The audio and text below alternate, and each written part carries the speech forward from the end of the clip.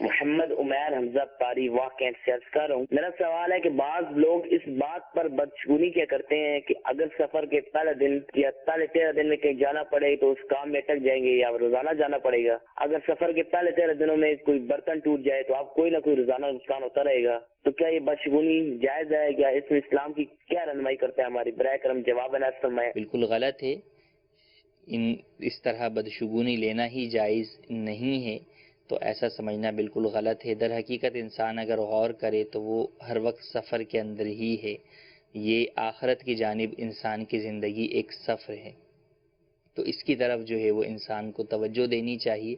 جب ان چیزوں کی طرف توجہ دے گا تو اس طرح کے توہمات کے اندر بندہ نہیں پڑتا۔